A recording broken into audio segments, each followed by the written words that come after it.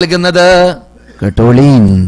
കേരളക്കാർക്ക് കേരളത്തിൽ ലോകത്തിൽ എവിടെയും ഏത് കാലഘട്ടത്തിലും ഇങ്ങനെയുള്ള രംഗങ്ങൾ സത്യം പറയുന്നതിന്റെ മുമ്പിൽ തടസ്സമായി മാറുന്നതായ അന്തരീക്ഷങ്ങളും അന്ധകാരമാകുന്ന കാർമേഘങ്ങളെ കൊണ്ട് മൂടപ്പെട്ട അന്തരീക്ഷങ്ങളും ഏത് കാലഘട്ടത്തിലും ഉണ്ടായിക്കൊണ്ടേ ഇരിക്കുന്നതാണ്. ദൂതർ പറയുന്നു, എന്റെ ശേഷം ആരെങ്കിലും എന്റെ സുന്നത്തുകളെ മരിച്ച ശേഷം ആരെങ്കിലും എന്റെ ചര്യയെ ജീവിപ്പിക്കുകയാണെങ്കിൽ ഫലഹു അജ്റു ഷഹീദ്, അവർക്ക് ഷഹീദിന്റെ പ്രതിഫലം ലഭിക്കുമെന്ന് ജീവിതത്തിൽ കളവ് പറയാത്തവരും നമ്മുടെ മുമ്പിൽ അന്ധവിഷമങ്ങളൊന്നുമായ നബിയുനാ മുഹമ്മദുർ റസൂലുള്ളാഹി സല്ലല്ലാഹു അലൈഹി വസല്ലം പറയുന്നു.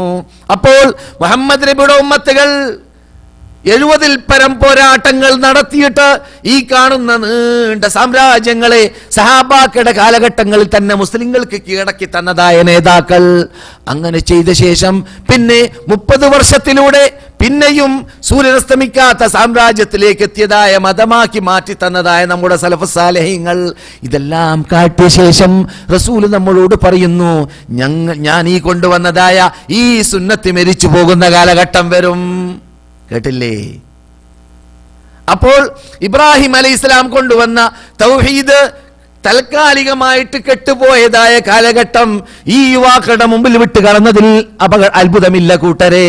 റസൂലുള്ളാഹി നമുക്ക് ഈ ഖുർആനിലൂടെ അള്ളാഹ് നമുക്ക് പഠിപ്പിക്കും പോലെ, റസൂലുള്ളാഹി സ്വല്ലല്ലാഹു അലൈഹി വസല്ലം സുന്നത്തിലൂടെയും നമുക്ക് പഠിപ്പിക്കും പോലെ ഏത് കാലഘട്ടത്തിലും അങ്ങനെ വരാം.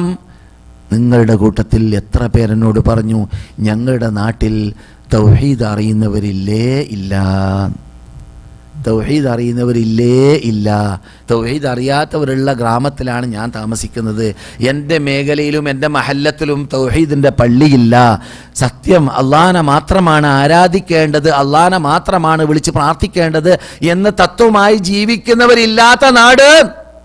എന്തൊരത്ഭുതം! 1400 വർഷങ്ങൾക്ക് മുമ്പ് മാലിക് ദിനാറും 12 ആളും കയറി വന്നതായ കേരളത്തിൽ പിന്നെയും യമനിൽ നിന്നിട്ടും ഹദ്രമൗത്തിൽ നിന്നിട്ടും മറ്റ് അറബ് രാഷ്ട്രത്തിൽ നിന്നിട്ടും കൂട്ടം കൂട്ടമായിട്ട് അറബികളും അനറബികളും ഇസ്ലാമുമായി കടന്നു വന്ന നാട്. നൂറ്റാണ്ടുകൾ മുസ്ലിങ്ങൾ 5 വഖ്ത് നമസ്കാരം 100 കണക്കിന് പള്ളികളിലൂടെ അമ്പലങ്ങളെ തന്നെ പള്ളിയാക്കി മാറ്റിയിട്ട് അമുസ്ലിങ്ങൾ മുസ്ലിങ്ങളായി മാറി ജീവിച്ച നാട്ടിൽ വീണ്ടും അള്ളാഹനെ മാത്രമാണ് ആരാധിക്കേണ്ടത്, നാം അള്ളാഹ്ക്ക് മാത്രം ആരാധിക്കാൻ വേണ്ടിയാണ് പണ്ട് പള്ളി കെട്ടി മാലിക് ദിനാറന്മാർ ആരംഭിച്ചത് എന്ന വാർത്ത അറിയാത്ത നാട് പോലോ, ഗ്രാമങ്ങൾ പോലോ, ദേശങ്ങൾ പോലോ. അതേ റസൂല് പറയുന്നത് അതാണ്. എന്റെ കാലഘട്ടത്തിന് ശേഷം എന്റെ സുന്നത്ത് നശിച്ചു പോകുന്നതായ കാലഘട്ടത്തിൽ ആരെങ്കിലും എന്റെ ഉമ്മത്തുകൾ നട്ട് എന്റെ സുന്നത്തിനെ ഹയാത്താക്കിയാൽ ഫലഹു അജ്റു ഷഹീദ്, അവന് ഷഹീദിന്റെ കൂലി കിട്ടുമെന്ന് നബിയുനാ മുഹമ്മദുർ റസൂലുള്ളാഹി സല്ലല്ലാഹു അലൈഹി വസല്ലം പറയുന്നു. മൻ തമസ്സക ബിസുന്നതി ഇൻദ ഫസാദി ഉമ്മതി ഫലഹു അജ്റു ഷഹീദ്. അതെ, ഇങ്ങനെയുള്ള കാലഘട്ടം ഉണ്ടാവാമെന്ന് നമുക്കതിൽ നിന്നിട്ട് മനസ്സിലാക്കാം. നാം എപ്പോഴും എന്ത് വേണം? ചരിത്രം കേൾക്കുമ്പോൾ നമ്മുടെ ജീവിതവുമായി ഘടിപ്പിച്ച് ബന്ധപ്പെടുത്തി മനസ്സിലാക്കണം. എന്നാലേ ചരിത്രം കേൾക്കുന്നതിൽ ഫലമുള്ളൂ. അതാണ് മുഖ്യം, മറന്നു പോകരുത്. അതെ, അവർ ഓരോരുത്തരും ഹൃദയത്തിൽ ഇങ്ങനെ ഇതാണ് വേണ്ടത്. ഓരോരുത്തരും ഹൃദയത്തിൽ ഇങ്ങനെ സത്യം കറങ്ങുന്നു. ഞാൻ പല നമ്മുടെ നാട്ടിലുള്ള പണ്ഡിതന്മാരോടും അല്ലാത്ത അഭ്യസ്ത വിദ്യരോടും പലരോടും ഹജ്ജ് സീസണിൽ ഇവിടെ വന്നു കഴിഞ്ഞാൽ അവരോടൊക്കെ നമ്മുടെ നാട്ടിലുള്ള പല അനാചാരങ്ങളെക്കുറിച്ചും പല പോരായ്മകളെക്കുറിച്ചും പല ഉണർത്തേണ്ട ഭാഗങ്ങളെക്കുറിച്ചും പറയുമ്പോൾ പലരും പറയാറുള്ളത് ആ അഭിപ്രായങ്ങളൊക്കെ ഞങ്ങൾക്കുണ്ട്. എന്നാൽ നിങ്ങൾക്ക് ആ അഭിപ്രായമുള്ളവർ പലരും നിങ്ങൾ ഉണ്ടാകുമ്പോൾ പലർക്കും ഒന്നിച്ചൂടെ, പലർക്കും യോജിച്ചൂടെ? ഏകീകരിക്കൽ തന്നെ ഒരു ശക്തിയാണ്. അത് ചെയ്യൂല. എല്ലാവരുടെ ഹൃദയത്തിൽ അങ്ങനെ മറച്ചു വെച്ച് നിൽക്കുക അത് പറ്റൂലല്ലോ. പറയാൻ പറ്റൂല മൗലവിന്ന് മറുപടിയും. എന്താടാ പറയാൻ പറ്റാതെ? ആരെ പറയാൻ പറ്റൂല? റസൂൽ അങ്ങനെ വിചാരിച്ചാൽ നമ്മളൊക്കെ മുസ്ലിങ്ങളാവോ? സഹാബാക്കളൊക്കെ അങ്ങനെ വിചാരിച്ചിരുന്നെങ്കിൽ ലോകത്തിൽ ഇപ്പോൾ ഈ കാണുന്ന കോടാനകോടി മുസ്ലിങ്ങളാകുമോ? 1250 പരം മില്യൺ മുസ്ലിങ്ങൾ ലോകത്തിലില്ലേ? അവരൊക്കെ മുസ്ലിങ്ങളാകുമോ? പറയാൻ പറ്റൂല എന്ന് വിചാരിച്ചാൽ അത് ശരിയല്ല, തെറ്റാണ്. ആ ചിന്താഗതി അരുത്. എന്താണ് ഇവിടെ നമുക്ക് അൽ കഹഫ് സൂറത്ത് പഠിപ്പിക്കുന്നത്. യുവാക്കളുടെ ഹൃദയത്തിൽ ഇങ്ങനെ ഈ ബിംബങ്ങളെ പൂജിക്കാൻ വേണ്ടി, അള്ളാഹു അല്ലാത്തവർക്ക് അറക്കാൻ വേണ്ടി ഇങ്ങനെ തന്നെ മഹാത്മാക്കളാകുന്ന മുഫസ്സിറുകൾ തഫ്സീറിൽ പറയുന്ന കാണാം.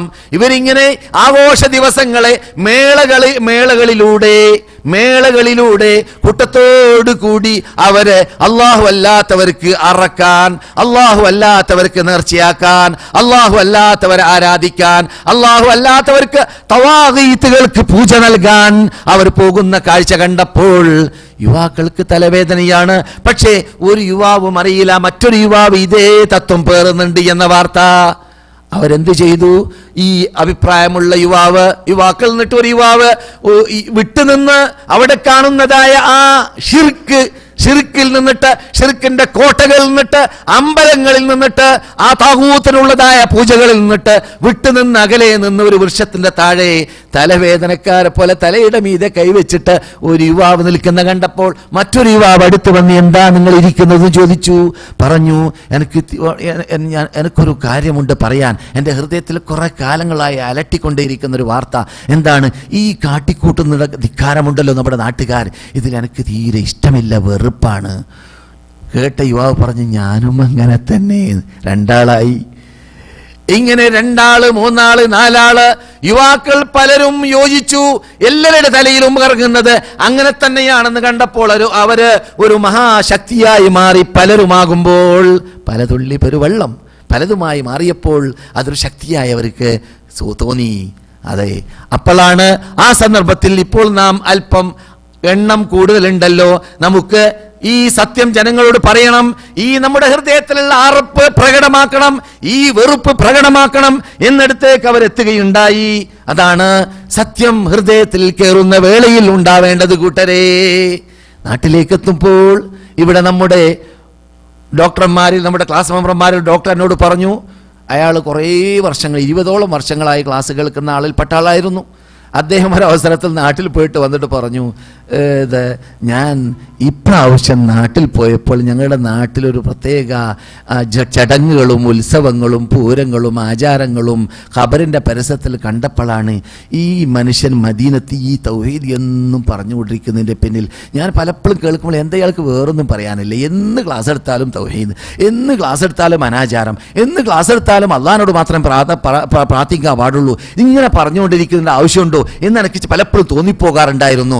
ഞാനത് കണ്ടപ്പോൾ എനിക്ക് ഉറപ്പായി, ആജിമാര് മടക്കെട്ടും കെട്ടിയിട്ട് ഇങ്ങനെ ആ ഹിന്ദുക്കൾ ചെയ്യുന്ന അതേ ചടങ്ങ്, അതേ പൂജ, അതേ തേങ്ങ പൊട്ടിക്കൽ, അതേ ആചാരങ്ങൾ, അതേ ആനപ്പോക്ക്, അതേ സന്തല് പോക്ക്, അതേ പൂരം, അതേ നേർച്ച, ഇത് കണ്ടപ്പോൾ എനിക്ക് സഹിക്കാൻ പറ്റിയില്ല. നിങ്ങളെ ചെയ്യുന്നത് ശരി തന്നെയാണ്, അത് ചെയ്യണം, അതിൽ വർധനമാവേണ്ടത് എന്ന് എനിക്ക് തോന്നി എന്ന് ആ ഡോക്ടർ ഇവിടെ വന്ന് എന്നോട് പറയുകയുണ്ടായി. ഇന്നലത്തെ ക്ലാസ്സിൽ വരെ പങ്കെടുത്ത ആളാണ് അദ്ദേഹം.